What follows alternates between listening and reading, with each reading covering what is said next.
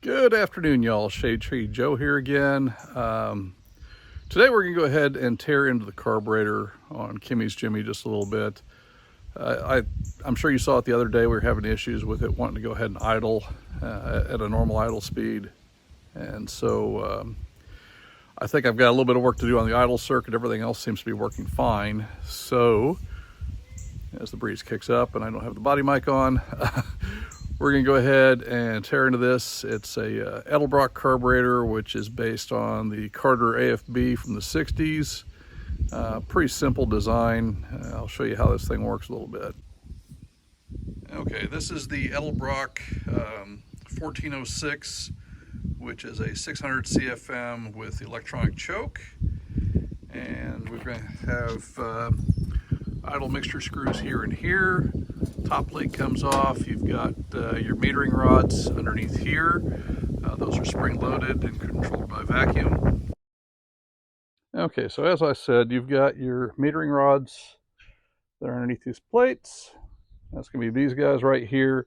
Stock size on this is a 7547, which means that the pointy end down here, the small end, is going to be 47 thousandths or 4700ths, one of the way.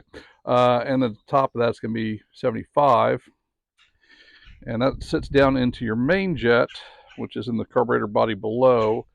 Vacuum goes ahead and pulls it down at cruise, so you're running leaner with the 75 pulled down the main jet.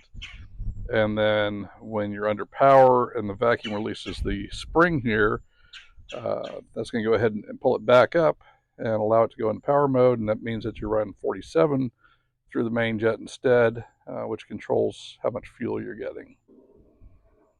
Okay, something else to note here, the springs come in different colors for different spring rates. The stock spring is orange.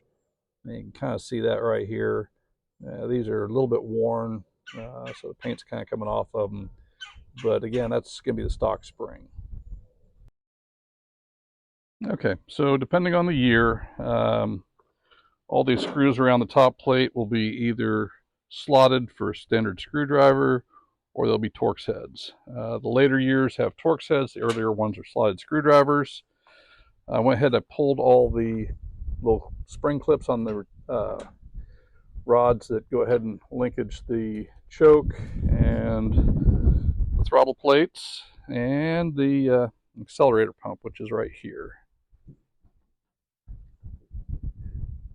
which is not pumping currently. So anyway, at least not with that kind of a stroke. Anyhow, that's what we got going on. Also, I noticed that down inside here, you can see that gasket is not in its proper position. So that may have part of what we got going on, might be part of the cause. Anyhow, we're going to go ahead and pull the top off of this and look down inside. I got the metering rods out. Come on. If I can do this single-handed, I don't know. Hey, there we go. Okay, it should lift right off just like that. Not horrible, but not pretty. It could definitely use some cleaning. And again, that gasket was out of place. I've got a new gasket set for it, so we're good there. But I'm sure that didn't help the way things were going back together. So we'll mess with that. You've got two different floats, one for each fuel bowl. It's a single feed off of the, so it'd be the left-hand side of the carburetor as you're looking at it from the front.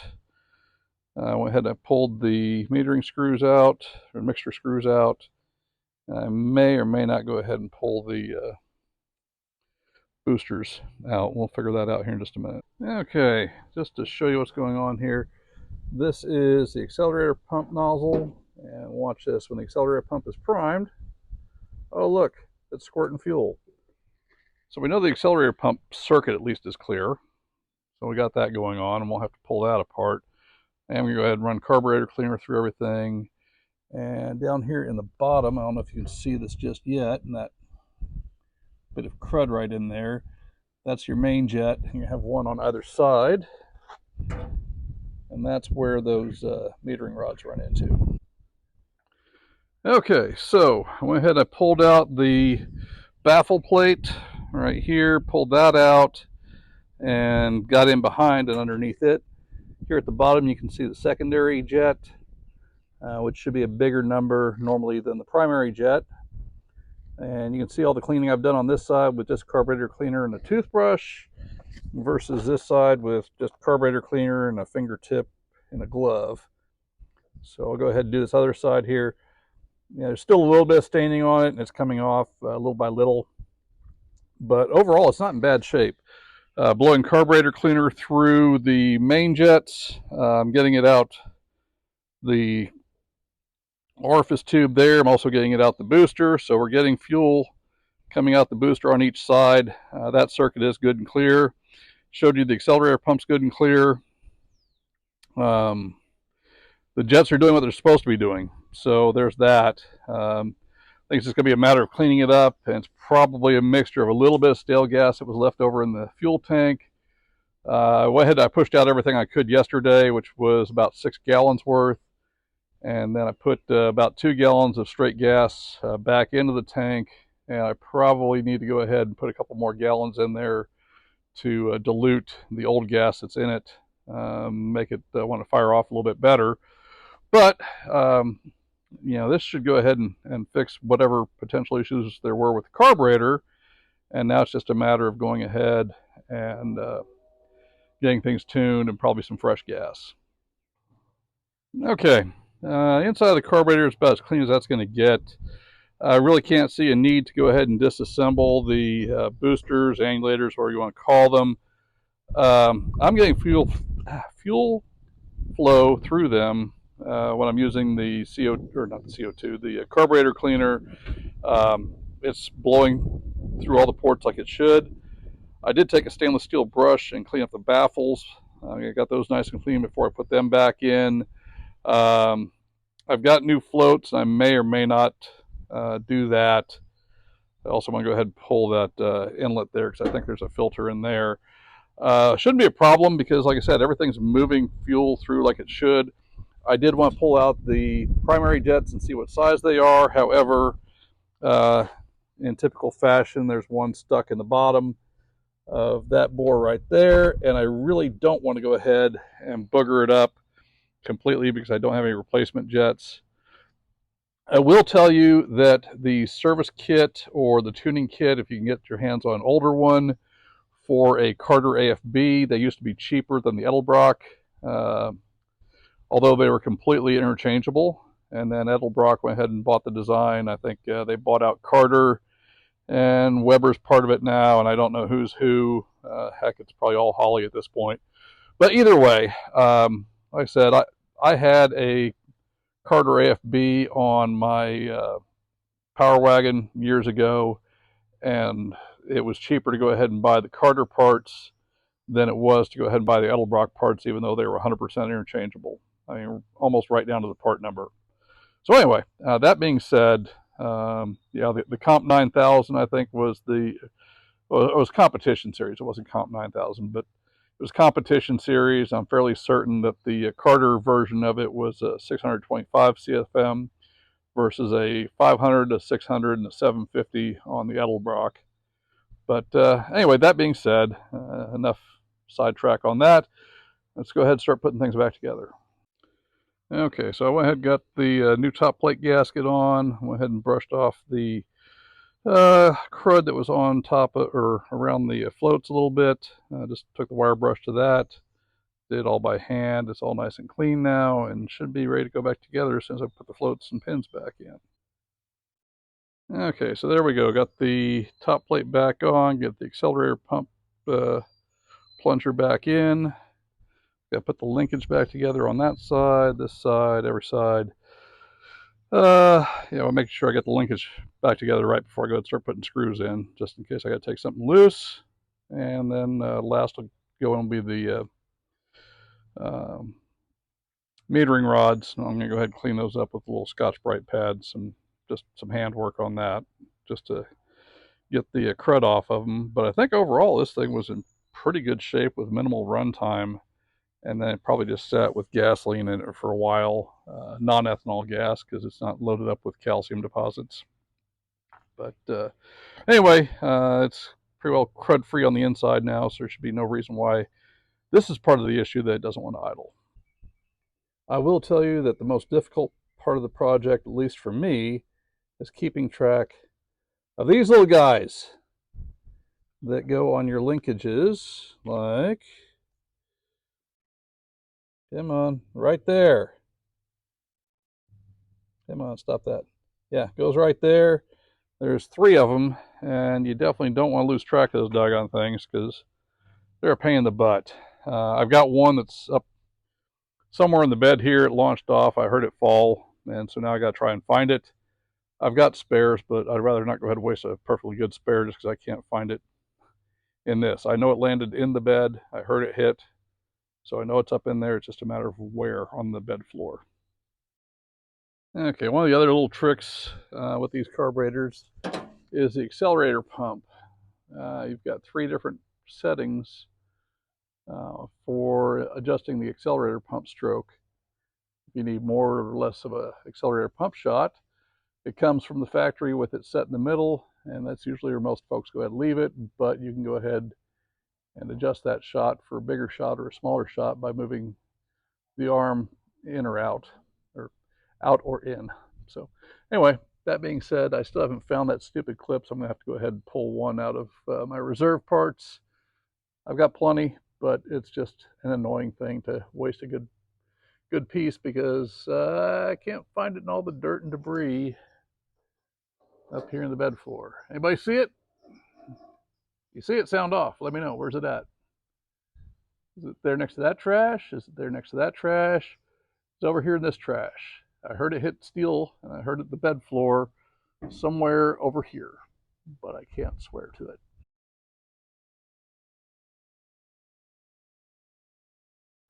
Okay, so anyway, there is the metering rod cleaned up. I couldn't find a Scotch-Brite pad, but some 4/0 steel wool went ahead and worked just fine. So it's all nice and clean now. And put this back in with the metering spring, or I'm sorry, the vacuum spring right there. Swing that open, get this guy back around where he belongs, right here, like so. Trick is getting it to set down in the jet. Just kind of tap it around with your finger. There we go. All right, so once it goes in, swing your plate around and then use your Torx driver to go ahead and snug that little bolt down. Use your Torx driver and snug that little bolt down just like that. And there we have it. So both metering rods are now in. I set my mixture screws. I'm going to clean these up too. Well, there we go. Focus. Focus, damn you, focus. Unnecessary close-up. There we go. Okay, so I'm going to clean these guys up too. I'm just going to do the steel wool on those just to make sure they're nice and clean. And there we are, a little bit better now. And we're going to get this finished up just in time because it's getting ready to start raining on me again. That's all right, I'm not complaining. The grass in the pasture is growing, which means the horses are staying fed without my wallet getting involved.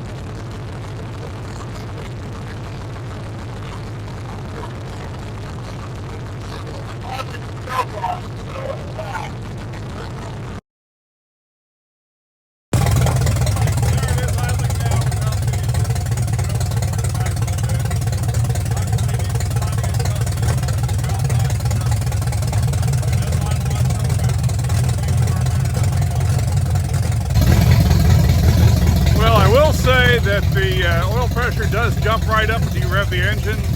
So I think the bearings are healthy.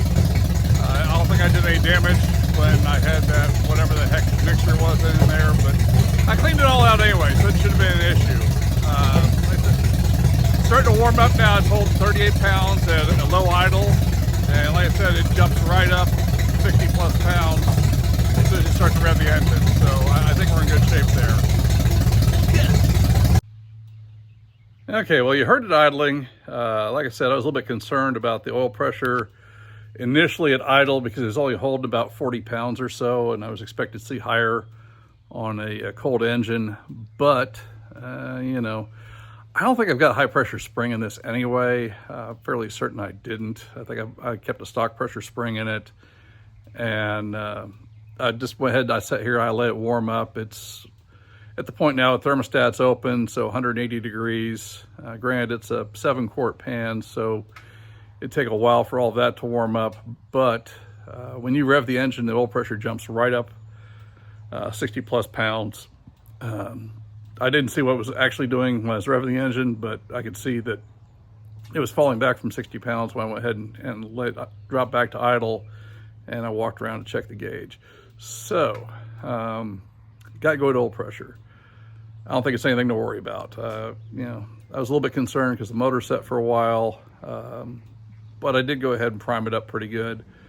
And like I said, when I was running it with the priming tool and the electric drill, is pushing 50 pounds of oil pressure once the oil filter filled up. So I think that the oil system, I think all the bearings are in good shape. I think the lubrication system's in good shape. I obviously need to adjust valves now. I can't find my vacuum gauge to save my ass.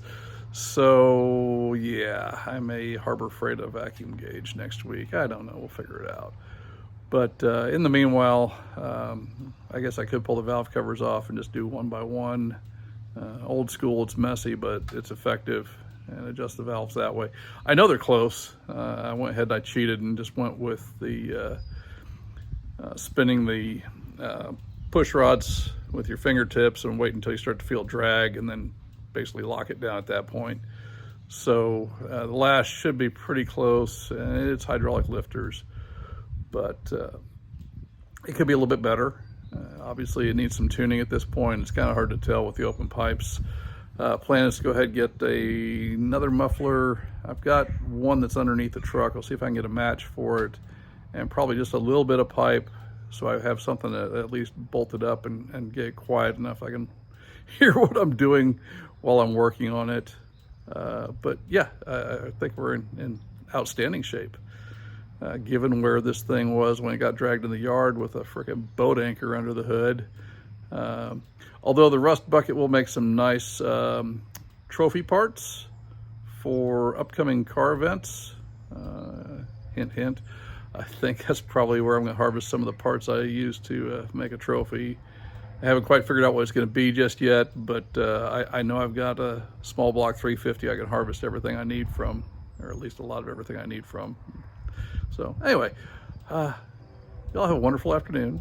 Obviously, cleaning the carburetor definitely did the trick. The fuel wasn't as nasty as I thought it was coming up out of the tank. It just needed a good cleaning. Well, half-assed cleaning. It really was. It was a half-assed cleaning, but it was a cleaning nonetheless. So, you know, it's a cheap place to start. A couple of cans of carburetor cleaner, and I only used one, so I've got 2 to put on the shelf, and probably about an hour's worth of my time to do it. Well, a little bit more than that, but that's because I was taking my time and I was filming or recording as well. So that being said, y'all be safe, be good to each other. If you like what you see, give a thumbs up, share the channel. I think we're 108 subscribers now. Oh my gosh, 108. Ooh. I do this for fun. It's not for profit. I'm not sponsored by anybody, as you can tell. Like I said, y'all be safe, be good, and we'll see you on the next go around. Shade Tree Joe, thank you for watching. Bye. I'm going to have to call this an opportunity lost, because Derek and Mortsky would have had stuff flying as soon as they went ahead and fired their vehicles up. Let me show you what I mean. So early on, I went ahead and I cut the catalytic converter out of this thing because it was the old school pancake style pellet converter. And you know, nobody likes those damn things anyway, and they're restrictive as hell, and there's only one, and I'm getting rid of the 2-in-1 exhaust. So I know this truck had this nice little thrush chamber type muffler on it, and I need to get the part number off of it anyway so I can match it up and we'll have duals. But when I cut it off, I found Mr. Squirrel's nuts. Mr. Squirrel had some lots of nuts. Lots and lots of nuts. And Derek over at Vice Grip Garage and Mortsky, these guys would have had that stuff flying across the shop floor and probably hitting the back door and everything else. Well, damn it, Shade Tree Joe's got no shop, and I barely got a concrete floor to work on. So, here it is. Like I said, opportunity lost, because this stuff would have been pretty entertaining to watch it fly. But that's what all dumped out of that muffler, and there's still a little bit rattling around in there. We'll see you guys.